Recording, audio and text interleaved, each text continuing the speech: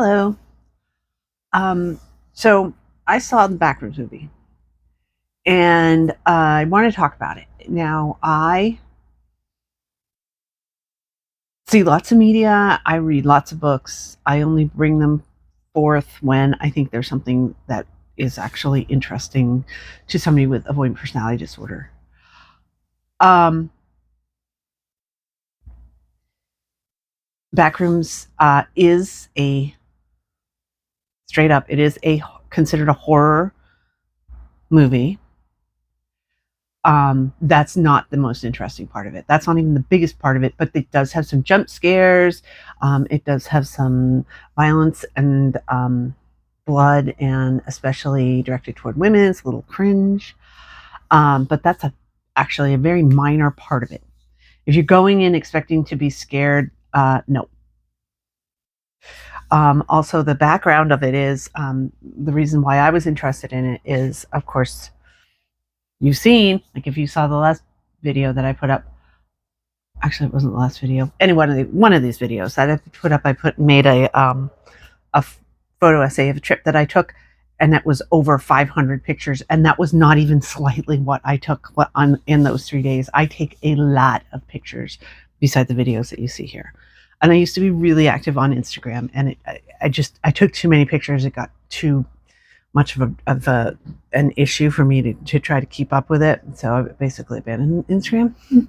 I should start back up. Anyway, whatever. I like photographs in general, and Backrooms started as a photograph of basically a completely empty space.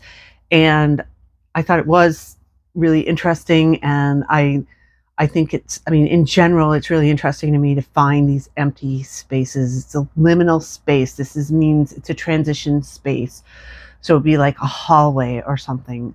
But especially if it's a big space where you would expect to see people, it is pretty creepy to come across them. I would say 3 times for sure I've come across them definitely in my life. One, it was actually a housing development for elderly people, and they had this huge, massive 2.5-story gathering space, and I guess they built it expecting people to use it, and they just didn't. So it's just completely empty with these rings of apartment doors and just blank. And it was like, what is so weird. And then another one, there is a I think it was a Forever 21. Basically a store in a mall that had left, and they actually have rededicated it. It's now a school. And in that transition time, they were,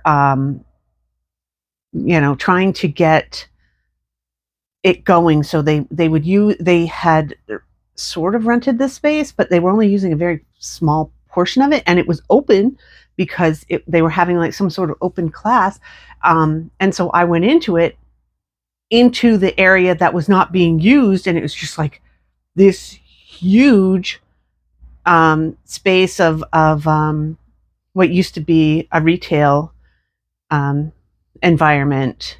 So it had all these, it looked just like the Backrooms except different color. It had all these sort of like half walls all over the place. It was very weird and creepy. And then the third place was just after things started opening up for the pandemic, when I really tried to travel, because I had been very focused on traveling outside the country, and after the pandemic I was really trying to travel inside the country. And then very conscious decision, because I live in Maine, and we have a huge part of our economy is based on tourism, and that completely stopped, and so many businesses failed, and so many people were so economically devastated that I purposely like went down the line of all the places that were, had a huge tourist part of their economy. And so like I went down to Florida, I went to Las Vegas, and I went to Hawaii. And I went through the San Francisco airport, and huge airport, normally bustling. I think there were 2 people in the entire airport. It was so creepy. Anyway, that is the type of thing that the Backrooms was based on. right? And then they added a monster to it, and there we go. That's what you expected. Sorry, how long have I been yapping? A while. um, that's what you would expect, okay? But then they just made this movie, and okay, yeah, that's in there. That's the base. Those two things are the base. Having a monster chasing you down through a maze, and having this huge, massive space with nobody in it, and everything's very strange and weird, right? Okay. But what the movie was about, and it's kind of spoilery right now, I'm telling you now, but it's kind of not, because if you saw the trailer, it's exactly what the trailer said. The trailer said precisely what this movie was about. I think they did a fantastic job with the trailer, sort of giving people a heads up who had been expecting just like scary monster movie. That this place, this alternate place, the Backrooms, where there's nobody and nothing, and it's just this sort of like I think it's based on a furniture store originally. Like in real life, it was an empty furniture store. Is the original picture that was taken.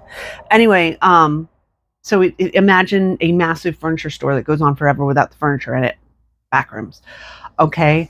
And it said that the place remembers, but it remembers it different, and it does. So there's all this really weird things, like furniture, because it was a furniture store, either like in a massive jumbled pile or sort of like morphed into the walls. And again, that's not an original idea. I don't remember whether it's probably both.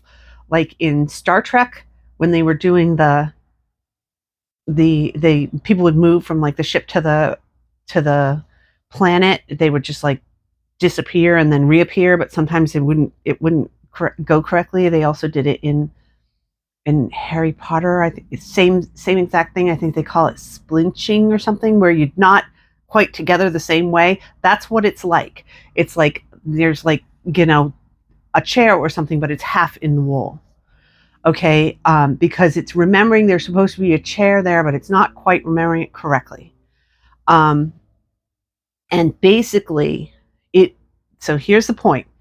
This is one of the best, maybe the only depiction of rumination in a movie that I've ever seen, where you've got something that's happening and you just can't stop thinking about it, and you just can't stop thinking about it, and then you focus a little bit closer on it, and you forget all the excess details, and it's just this one little thing.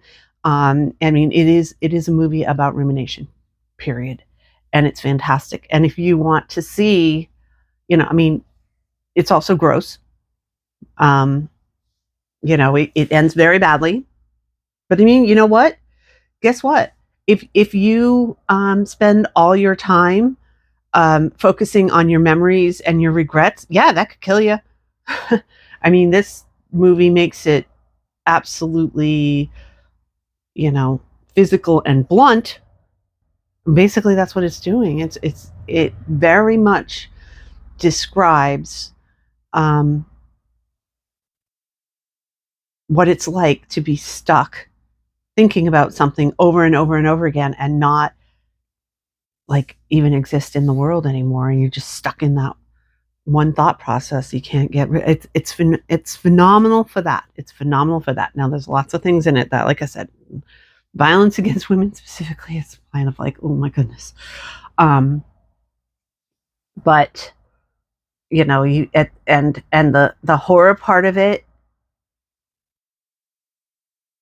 is sometimes a little bit too spot on and traditional. Getting chased by a monster. I mean, come on, that's every movie that's ever existed in the world. But I was impressed at how subtle and sort of mature the depiction of the psyche was in this movie. Just things, and it also, it wasn't like really blunt, but also it was totally in your face at the same time. So, like, for instance, there's a theme of windows. Now, the point of the original Backrooms, the picture, there were no windows, it was just walls. In this movie, they added windows everywhere. And I mean, it was really obvious, like, who can actually see through the windows and use the windows, and who considers them to be just another wall that you can't use to change your life. Tremendous. Loved it.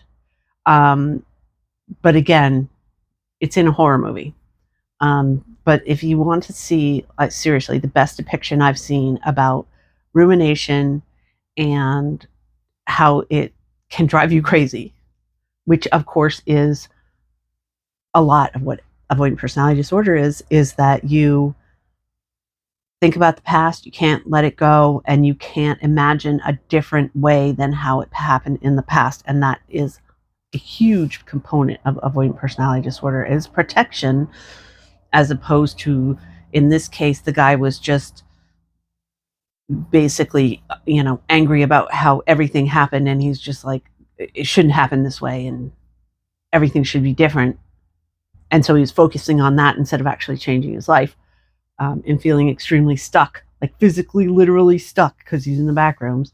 Like I said, a lot of it was really spot on, and yet it's very spot on, but it doesn't come out and say, this is what the movie is about. So I thought that was smart of them not to do that.